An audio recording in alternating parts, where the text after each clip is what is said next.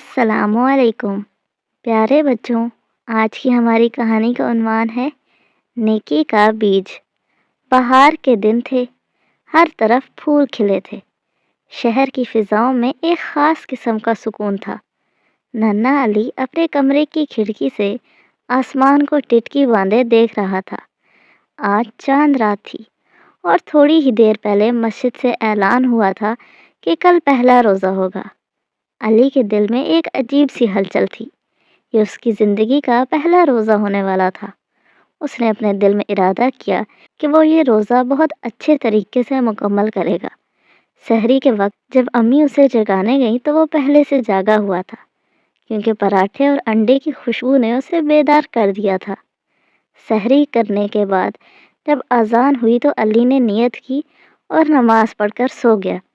دوپہر کے 12 بجے تک تو سب ٹھیک رہا، لیکن جیسے جیسے سورج سر پر آیا علی کو پیاس ستانے لگی۔ اس کے دوست گلی میں کھیل رہے تھے۔ انہوں نے علی کو بھی باہر کھیلنے کو بلایا۔ علی باہر گیا تو دیکھا کہ اس کا دوست احمر ٹھنڈا جوس پی رہا تھا۔ احمر کو نہیں معلوم تھا کہ علی کا روزہ ہے۔ اس نے جوس کا گلاس علی کی طرف بڑھایا اور کہا، علی یہ لو، بہت ٹھنڈا اور مزیدار ہے۔ علی کے حلق پہ کانٹے چبھ رہے تھے۔ اس نے گلاس ہاتھ میں لیا۔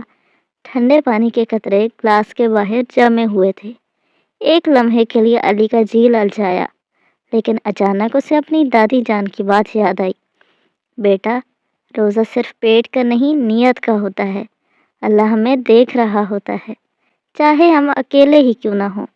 علی نے مسکرا کر گلاس واپس کر دیا اور کہا، شکریہ احمر، لیکن میرا روزہ ہے۔ احمر شرمندہ ہو گیا اور اس نے فوراً معذرت کی۔ علی واپس گھر آیا اور وضو کر کے قرآن پاک کی تلاوت کرنے لگا۔ اس نے محسوس کیا کہ جیسے ہی اس نے اپنی خواہش پر قابو پایا، اس کے دل کو ایک عجیب سی ٹھنڈک مل گئی۔ افطاری کا وقت قریب آیا۔ دسترخوان پر ہر طرح کی نعمتیں موجود تھیں، لیکن علی کی نظریں گھڑی کی سوئیوں پر تھیں۔ جیسے ہی اللہ اکبر کی صدا بلند ہوئی، علی نے کھجور سے روزہ افطار کیا۔ اس پہلی کھجور کا ذائقہ دنیا کی ہر مٹھائی سے بڑھ کر تھا۔ اس کے والد نے اس کے سر پر ہاتھ رکھا اور کہا، بیٹا، آج تم نے صرف بھوک پیاس برداشت نہیں کی، بلکہ اپنے نفس کو جیتا ہے۔ یہی روزے کا اصل انعام ہے۔ تو پیارے بچوں، آج کی کہانی سے ہم نے کیا سیکھا؟ آج کی کہانی سے ہم نے یہ سیکھا کہ روزہ ہمیں صبر اور اپنی خواہشات پر قابو پانا سکھاتا ہے۔ سچی نیکی وہ ہے جو انسان تنہائی میں بھی اللہ کی رضا کے لیے کرے۔ روزہ صرف بھوک اور پیاس برداشت کرنے کا نام نہیں، بلکہ اپنی خواہشات اور نفس پر قابو پانے کا نام ہے۔ صبر کرنا سیکھیں۔ جیسے علی نے دن بھر پانی اور جوس سے دور رہ کر صبر کیا، ہم بھی اپنی چھوٹی چھوٹی خواہشات پر قابو پا کر مشکلات میں صبر کریں۔ اپنی خواہشات پر قابو پائیں۔ ہر انسان کو کبھی نہ کبھی اپنی خواہشات سے لڑنا پڑتا ہے۔ روزہ ہمیں یہ سکھاتا ہے کہ خواہشات کو قابو میں رکھنا ممکن ہے۔ اللہ کی رضا کے لیے اچھا کام کریں۔ علی نے جوس لینے سے انکار کر کے اللہ کی خوشنودی کو ترجیح دی۔ ہم بھی اپنے اچھے اعمال اللہ کے لیے کریں، چاہے کوئی دیکھ رہا ہو یا نہ ہو۔ احترام اور شائستگی دکھائیں۔ علی نے اپنے دوست احمر کے جذبات کا خیال رکھا اور شائستگی سے انکار کیا۔